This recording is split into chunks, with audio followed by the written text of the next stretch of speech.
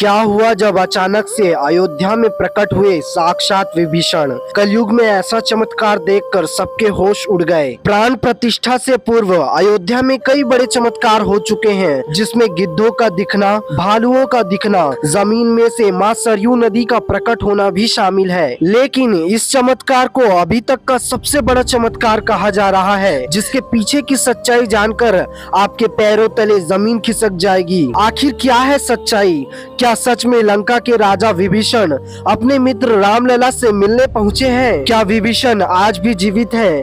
ऐसे कई रहस्यों से पर्दा उठेगा आज के इस वीडियो में। शुरुआत करने से पहले अगर आप एक सच्चे सनातनी हैं और राम मंदिर बनने से बेहद खुश हैं, तो इस वीडियो को लाइक करें और कमेंट बॉक्स में जय श्री राम जरूर लिखें। अयोध्या में राम मंदिर की प्राण प्रतिष्ठा की तैयारी जोर शोर से चल रही है। 22 जनवरी के दिन रामलला को गर्भगृह में स्थापित किया जाएगा। हर राम भक्त को इस दिन का लंबे समय से इंतजार था। अयोध्या में 22 जनवरी से लेकर 25 मार्च तक कई खास कार्यक्रमों का आयोजन किया जाएगा और 22 जनवरी को रामलला की प्राण प्रतिष्ठा की जाएगी। तो आइए जानते हैं प्राण प्रतिष्ठा क्या होती है। उसके बाद जानेंगे विभीषण का राम मंदिर में प्रकट होने के पीछे का रहस्य। सनातन धर्म में किसी भी मूर्ति की प्राण प्रतिष्ठा बहुत ही महत्वपूर्ण मानी जाती है। प्राण प्रतिष्ठा मूर्ति स्थापना के समय किया जाता है। किसी भी मूर्ति की स्थापना के समय उस प्रतिमा रूप को जीवित करने की विधि प्राण प्रतिष्ठा कहलाती है। प्राण शब्द का अर्थ जीवन शक्ति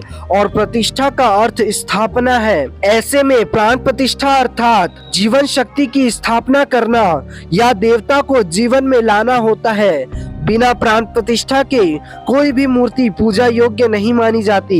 अर्थात रामलला के प्राण प्रतिष्ठा के बाद वह साक्षात भगवान राम विराजमान होंगे और जब स्वयं प्रभु एक बार पुनः अयोध्या आ रहे हैं, तो उनके प्रिय मित्र व भक्त विभीषण कैसे पीछे रह सकते हैं? क्योंकि जब प्रभु श्री राम ने रावण का वध किया था, लंका पर विजय पाई थी और पुष्पक विमान में बैठकर जब वह अयोध्या लौटे थे, तब उनके साथ विभीषण जी भी अयोध्या आए थे और कई दिनों तक अयोध्या में ही रुके थे। इसके बाद उन्होंने लंका का राज संभाला और लंका के राजा बन गए। यानी कि प्रभु श्री राम की भक्ति उनके लिए बहुत ही भाग्यशाली साबित हुई थी, क्योंकि जो राम की शरण में आ जाता है उसका उद्धार निश्चित है। लेकिन क्या विभीषण आज भी जिंदा है और क्या सच में वो भी रामलला की प्राण प्रतिष्ठा में आएंगे? सनातन धर्म के पुराणों और शास्त्रों के अनुसार 8 चिरंजीवी बताए गए हैं, जिनमें से एक विभीषण भी है। चिरंजीवी अर्थात जो सृष्टि के अंत तक जीवित रहे और जिसकी उम्र कभी ना बढ़े। 8 चिरंजीवियों के नाम क्रमशः परशुराम, मार्कंडेय ऋषि, बलि, कृपाचार्य, विभीषण, हनुमान जी, वेद व्यास और अश्वत्थामा है। तो सनातन धर्म के शास्त्रों और पुराणों के अनुसार विभीषण आज भी जिंदा है और अनंत काल तक जीवित रहेंगे। लेकिन आखिरकार प्राण प्रतिष्ठा से पहले उन्हें राम मंदिर में कब और कैसे देखा गया? आगे वीडियो में जो घटना हम आपको बताने वाले हैं, उसे सुनकर आपके होश उड़ जाएंगे। ये घटना 11 जनवरी रात्रि 12 बजे की है। रोजाना की तरह सभी मजदूर राम मंदिर के गर्भगृह का कार्य करके अपने तंबू में विश्राम कर रहे थे। तभी मजदूरों को मंदिर के अंदर से प्रभु श्री राम के नाम के जाप की ध्वनि सुनाई दी। अभी किसी भी अन्य व्यक्ति को रात्रि के समय राम मंदिर में घुसने की अनुमति नहीं है। तब उन्हें ऐसा लगा कि शायद किसी आसपास के मंदिर द्वारा उन्हें ध्वनि सुनाई दे रही होगी, तो सभी मजदूर रात्रि में वापस सो गए। लेकिन सुभाष नाम के एक मजदूर को लगातार ये बात खटक रही थी।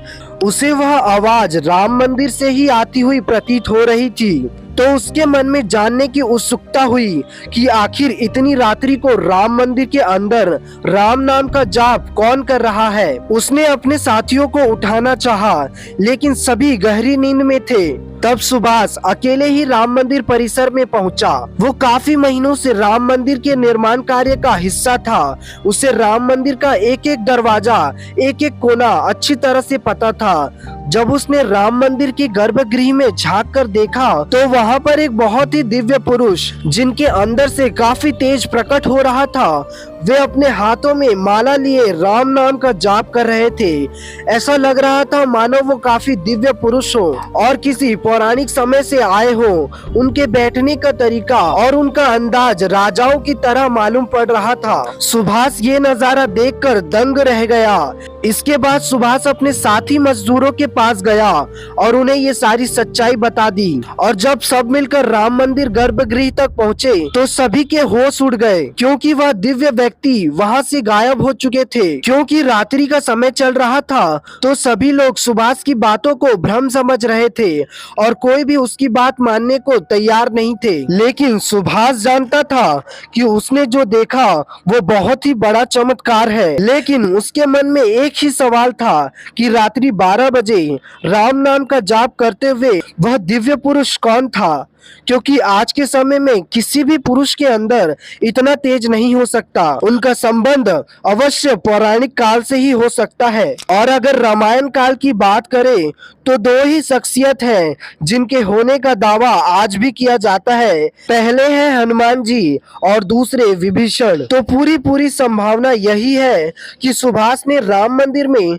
रात्रि के समय जिस महान पुरुष को देखा था वह राजा विभीषण ही हो सकते हैं, क्योंकि वह आज भी इस धरती पर जीवित है और 8 चिरंजीवियों में से एक है। तो आपको क्या लगता है, क्या सच में विभीषण भी रामलला के प्राण प्रतिष्ठा में शामिल होने के लिए आए हैं? क्या है इसके पीछे की सच्चाई? कमेंट बॉक्स में जरूर बताइएगा। ऐसे ही वीडियोस के लिए वीडियो को लाइक करके चैनल को सब्सक्राइब जरूर करें और कमेंट बॉक्स में जय श्री राम लिख दीजिएगा।